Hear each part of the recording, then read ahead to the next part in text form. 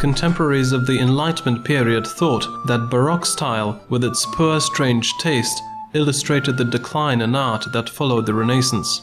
The words Baroque and Barocco actually meant an imperfect pearl, fancy, irregularly shaped, and strange. The Baroque style was born at the end of the 16th century in Rome. During the 17th century, it rapidly spread through Catholic countries around the world. In the east, it reached Lithuania and even Russia, and in the west, it reached to Mexico and Brazil. Before the Baroque style, no other artistic style had been so widespread in so many countries or had left such a deep imprint on traditions. However, society acknowledged it and properly evaluated it only thanks to the Impressionists. Changes in religious life were among the impetuses for the coming of the new style.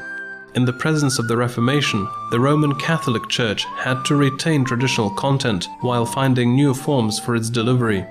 The Trident Meeting, which started in 1545, defended the cult of saints and church art related to it. The concept of art created by Gregory the Great was remembered. Art based on persuasion and rhetoric was supposed to teach, touch, and influence people to reach out for God more than words. A new type of church was created in the spirit of Catholic revival. The first Jesuit church of Gesù in Rome, which began to be built in 1568, became an example of this. The basilica structure from the early period of Christianity joined with both the central domed space perfected by Renaissance artists and a multiple-part facade reminiscent of stage curtains. Baroque churches, just like Gothic cathedrals a long time before, became a distinctive model of the universe, joining architecture, sculpture and painting into a single undivided illusion of the Holy Theatre. The Baroque features that formed in the church environment, the grandeur of forms, dynamics and richness, the effect of artistic illusion, imagery and persuasion, were also introduced to the world of art. The entrenchment of the Baroque style in Lithuania coincided with the resurgence of Catholicism and its struggle and victory against the ideas of Protestantism.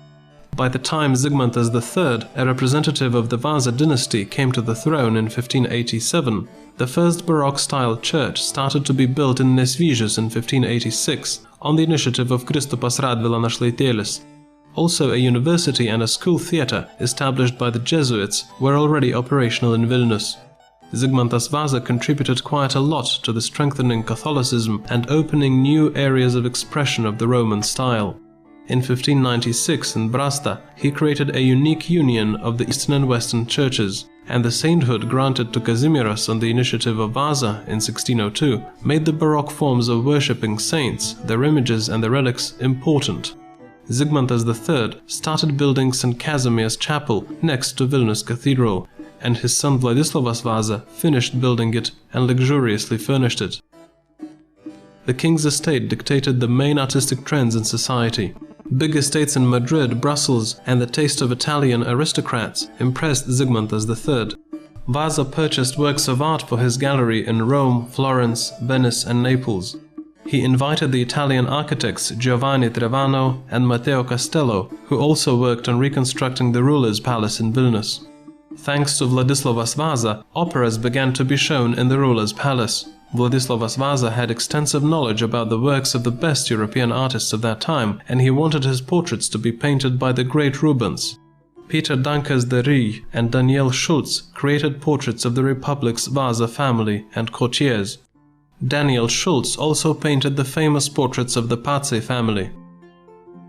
Foreign artists invited by the rulers and noblemen brought a lot of Nouvelle Baroque ideas to our country. The Radvilos, Pace and Sapiegos families, who followed the example of the royal patron, invited Italian architects and specialists in other areas for the construction of their residences and churches. During the second half of the 17th century, following the example of the Church of the Gesù, the first Baroque-style churches in Vilnius, St. Kazimier's Church, All Saints' Church, and the St. Joseph's and St. Teresa churches, which did not survive, were built or started to be built. New monasteries, residences and stonework houses of the city's residents were constructed. Jonas Kazimieras, the last Vasa of the Republic, ruled during the so-called Trouble period. The Ukrainian Cossack War started by Bogdan Khmelnytsky in 1648, and unsuccessful wars with Russia and Sweden devastated the country. Fires, epidemics and massacres ravaged the land. It was as if the rapid development of culture froze. However, as soon as 1677, new magnificent and luxurious complexes, the Pažaislis Church and Camel de Lys Monastery, as well as St. Peter and Paul's Church, started to be built. The architecture of these monuments is considered to be in the Baroque style of the Vasa period, and the interior furnishing and decor belong to a later stage. Interior furnishings of the churches from the Vasa period have not survived. It is known from written sources, however, that gilded wooden altars, as in the Buclavlis Bernardin Church, were popular. Architecture was the main branch of Baroque art. It determined the establishment and methods of expression of decorative sculpture, wall painting, and decorative carving.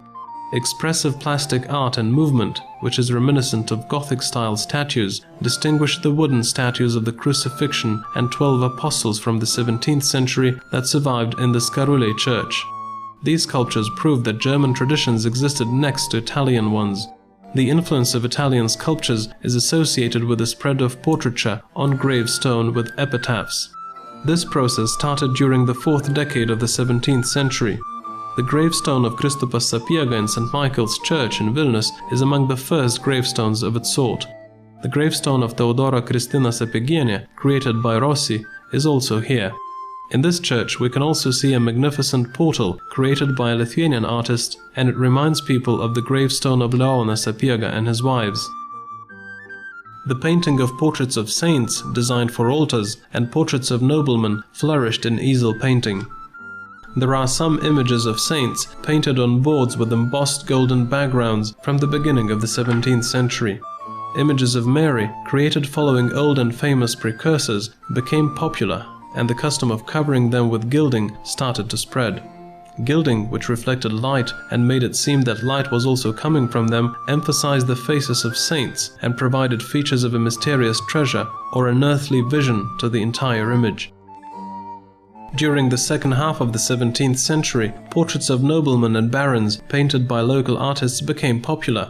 The monumentality, decorativeness and static magnificence of Peter Danker's creative compositions had the largest influence on the development of local portraits. In portraits, a person's nobility is emphasized and merits and work are shown in symbolic details. Exotic clothing elements attest to a Christian soldier's status. The Vilnius Academy printing house dictated the development of graphic art. Religious, panegyric and scholarly books by local and foreign writers were decorated with copper carvings. The portal-shaped composition of a title page with allegoric figures and a coat of arms was almost an obligatory element for books in the 17th century. During the first half of the century, books were decorated with wood carving illustrations, and starting with the middle of the century with copper carvings of insignia, connecting a symbolic image with the text. Tom Makovsky, Johann Engelhard and Konrad Gotke are among the well-known carvers who worked in Lithuania. Aleksandras and Leonas Tarasevičius could be added to this list by the end of the century. During the first half of the 17th century, most metal, glass and textile works were brought from foreign countries.